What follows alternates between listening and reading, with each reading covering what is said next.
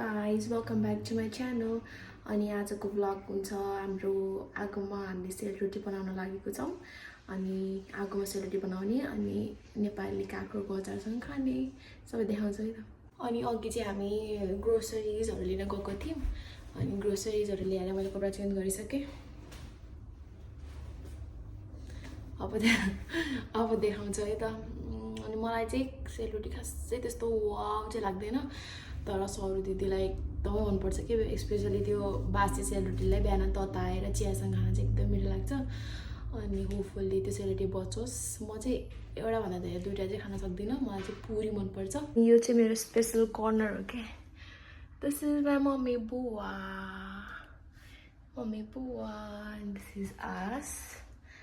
Mummy Mahesh अनि दिदी र नारायण दाई।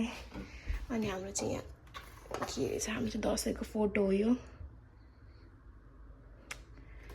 राम्रो छ मम्मी बुवा।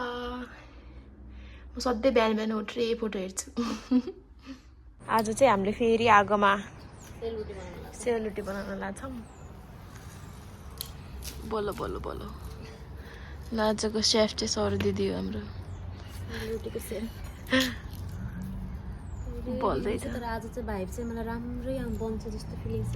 बन्छ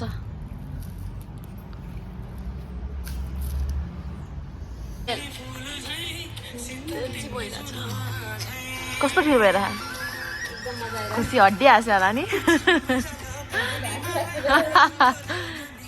ल ब्याटर चाहिँ रेडी भइसक्यो।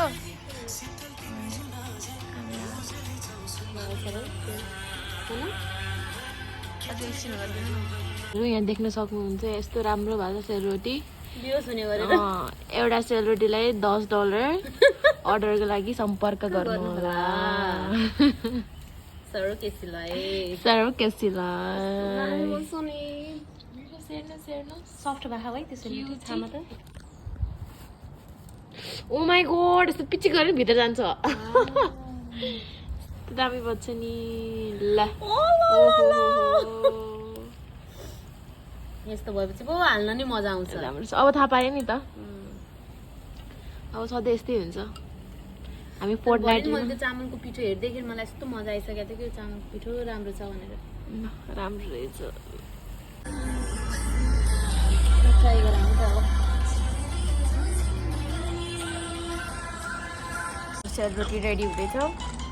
त्यसपछि म खान्छु भने त्यसपछि हामी यो पैसा चढाउँछौँ सुरु सेलरोटी अनि यो अचारसँग अचार बनाउँछौँ अनि खान्छौँ है त।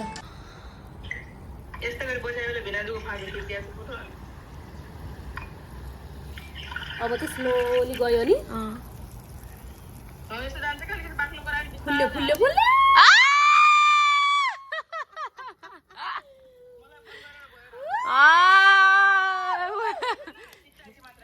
यहाँ हेर्नु न यहाँ। ओइ देखाइदिउ न ल उठाएर। मेरो हातमा छ कि ओइ कस्तो दामीसँग फुल्यो यार।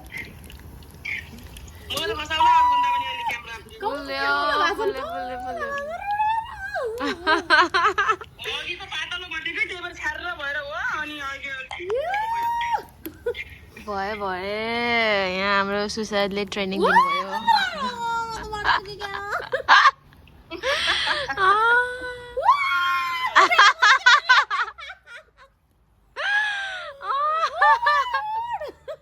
यति खुसी त पियार आउँदा नि हुँदैन होला। राम्रो भयो नि मर्छ नि अब त है ठ्याक्कै भयो। दामी भयो यार। अब त चुली लाएर राख्नुपर्छ सेलरोटी। ल गाइस दिवस भइहाल्यो म खुसीमा पढ्नु थिएँ यहीँ बिचारीको यहीँ बसे भइगयो। ल के भन्न चाहनुहुन्छ त सुसाइड दिदी यो सेलरोटी देखेर के भन्न चाहनुहुन्छ हजुर? एकदम राम्रो। अनि आधा उदी तिमीको मेहनत आधा उदी मेरो। राम्रो भयो। ल ठिक छ। ल डर भयो। ल बनाऊ त अब तिमीलाई भिडियो खिच्न। उता सरू दिदीले चाहिँ अनि सेलरोटी बनाउँदै हुनुहुन्छ अनि म चाहिँ यहाँ अचारको लागि चाहिँ तयारी गर्दैछु। अचारमा चाहिँ आलु boil. Clumsiness in the next level guys. आलु चाहिँ छोडाउँछु अनि त्यसपछि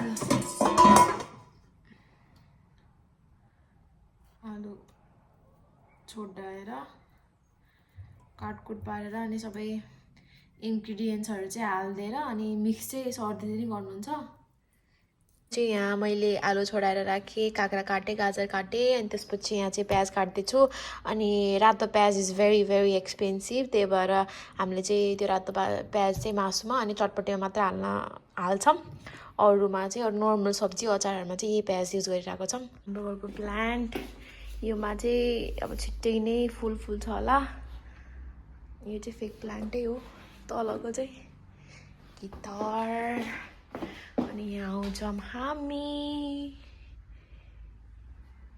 दिदी मम्मी अनि यहाँ छौँ बुवाहरू अनि I one so you one thing हाम्रो सरले एकदमै जाँगरीले के फर इक्जाम्पल मैले टिकटकमा चाहिँ के स्क्रोल गर्दाखेरि के खानेकुरा भेट्टाएँ जुन कि हामीले पहिला बनाएर खाएको छैनौँ केही कुरा ट्राई गरेको छैन भने भोलिपल्ट ल बना भनिहाल्ने कि अनि मलाई त्यस्तो जाँगर लाग्दैन मलाई बनाउन पनि आउँदैन म हेल्प चाहिँ गर्छु दिदीलाई अलिअलि तर सबैभन्दा धेरै चाहिँ दिदीले गर्नुहुन्छ अनि हिजो क्या इट लुक्स लाइक बाहिरबाट किनेको तर होइन यो होममेड हो कि अनि हिजो त्यहाँ ग्रोसरी सपिङ गर्न गएको बेला खुर्सानी किनेर ल्यायौँ अनि साँझ हेर्दाखेरि चाहिँ खुर्सानीको अचार इज रेडी हाउ बाहिरबाट किनेको मुला भन्दा घरकै मुला किनेको अचार मलाई राम्रो लाग्छ कि दुई पट्टा अचार यति जाँगर कहाँबाट आउँछ हो बाहिरमा पोल्दै हुनुहुन्छ साग हेर्नु न साग घर बाहिर हामी चाहिँ सानो मन्दिर अनि यही हो हिजो हालेको यो मुलाको अचार चाहिँ अनि खानाको लागि रेडी हुन्छ अनि यो मुलाको अचार आएको भए चाहिँ आँपको पनि अचार हाल्नुहुन्थ्यो होला मुलाको अचार चाहिँ कहिले छुट्दैन र वी हेभ खुर्सानीको अचार पनि अहिले चाहिँ टन्नै भएछ गीत सुन्दै ओ माई गॉड कस्तो राम्रो देखेको कस्तो राम्रो भएछ है दिदी तपाईँलाई त बन्दै नगर्नुहोस् त्यो होला एकदम हालिराख्नु कन्टिन्यू गरिराख्नु चुलीले किन नहोस् है